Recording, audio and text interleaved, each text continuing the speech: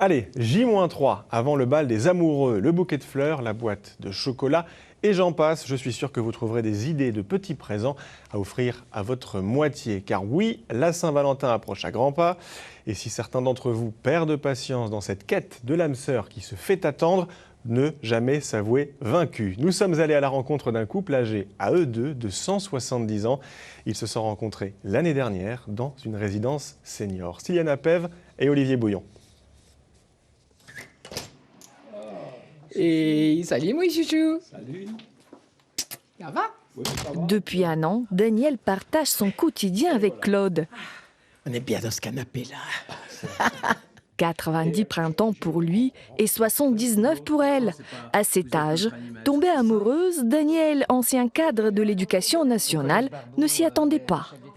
Moi, je ne cherchais personne. Et là, badaboum, je le rencontre. Et donc, du coup, c'est plus pareil. Et là, du coup, le cœur s'ouvre de nouveau. Voilà, c'est aussi simple que ça. Veufs, chacun de son côté, les deux tourtereaux se sont rencontrés ici, dans leur résidence pour personnes âgées. Je lui ai dit tout simplement, est-ce que tu veux être ma copine? Alors elle me regarde comme ça, elle me dit oui, oui. Alors j'ai dit bon, alors, allons-y. Ne pas perdre de temps, partager des moments à deux, rire et danser. Ce n'est pas l'histoire d'un coup de foudre, mais plutôt d'un attachement sincère. Quand on est seul comme ça, c'est une mort lente. Ça change la vie parce que quand on a un vrai plaisir, on le partage à nous deux.